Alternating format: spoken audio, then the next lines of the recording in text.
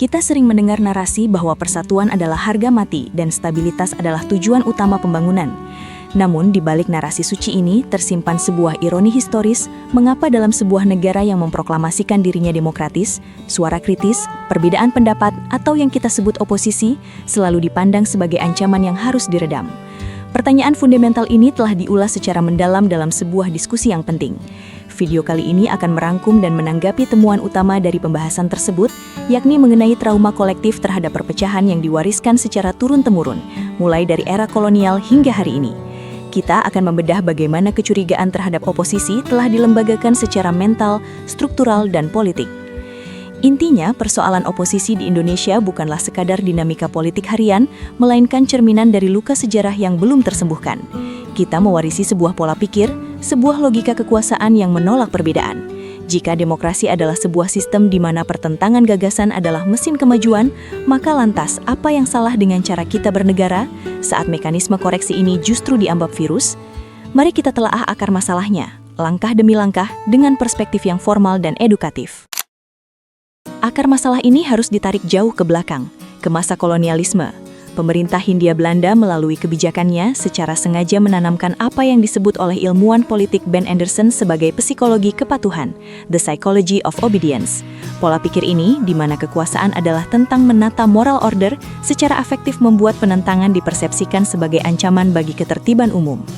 Bagi pemerintah kolonial, segala bentuk perlawanan, baik perang Diponegoro maupun perang Aceh, selalu dijustifikasi sebagai pemberontakan fanatik atau ancaman disintegrasi. Oposisi terhadap kekuasaan disamakan dengan mengganggu ketertiban umum. Inilah warisan berbahaya yang kemudian diserap oleh republik yang baru berdiri.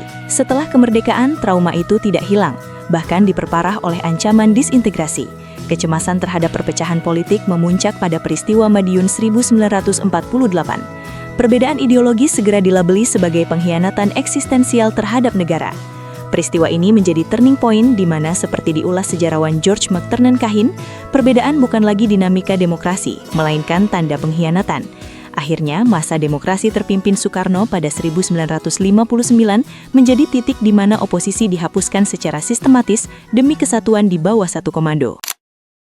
Warisan ini mencapai puncaknya di era Orde Baru di bawah Soeharto. Stabilitas tidak lagi sekadar tujuan, melainkan ideologi kekuasaan tertinggi. Oposisi secara halus namun mematikan disamakan dengan ancaman terhadap pembangunan nasional, anti-Pancasila atau subversif. Partai-partai dipaksa fusi dan politik dikelola melalui politik ketakutan, politik of fear, di mana rezim menciptakan contoh penindasan agar yang lain memilih diam. Sayangnya, bahkan setelah reformasi 1998, jiwa dari Orde Baru ini tetap hidup, terpatri dalam mentalitas elit. Reformasi hanya melahirkan demokrasi elektoral, bukan demokrasi substantif. Kita menyaksikan pola yang berulang. Para elit politik lebih memilih stabilitas ketimbang pluralitas pandangan. Hal ini terwujud dalam fenomena yang disebut ilmuwan politik Dan Slater sebagai koalisi Leviathan, di mana hampir semua partai besar dirangkul masuk ke dalam kekuasaan. Tujuannya jelas untuk meniadakan oposisi sejati, mematikan fungsi pengawasan DPR. Oposisi memang lahir, tetapi hanya dalam bentuk setengah hati yang selalu memilih jalan aman untuk merapat ke lingkar kekuasaan.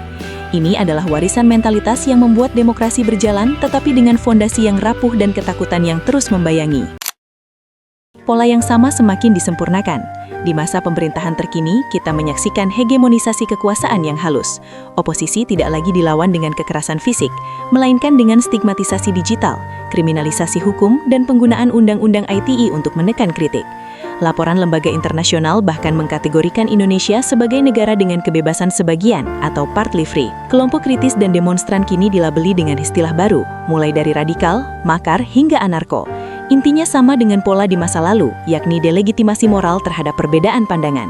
Lebih jauh, kasus-kasus kontroversial menunjukkan bahwa hukum dapat dibentuk sebagai instrumen fleksibel demi kepentingan politik, membuka jalan untuk politik dinasti dan konsolidasi oligarki. Zainal Arifin Muchtar menyebut fenomena ini sebagai pukulan telak bagi demokrasi konstitusional. Para analis politik menyimpulkan, ketika semua kekuatan utama dirangkul dalam kekuasaan, Indonesia sedang membangun demokrasi tanpa ketegangan. Padahal seperti yang diungkapkan oleh ilmuwan Edward Aspinall, demokrasi tanpa ketegangan adalah demokrasi tanpa kehidupan. Warisan mentalitas ini adalah tantangan terbesar bangsa ini. Kita harus merenungkan kembali kalimat getir dari aktivis legendaris Soe Hok Ge. Bangsa ini takut pada kekacauan daripada ketidakadilan. Selama kita terus mengasosiasikan kritik dan oposisi dengan perpecahan, kita akan terus terperangkap dalam siklus otoritarianisme yang berganti wajah. Tantangan kita bukan hanya membangun ekonomi, tetapi juga menyembuhkan trauma sejarah agar oposisi dapat tumbuh sebagai kebutuhan, bukan lagi ancaman.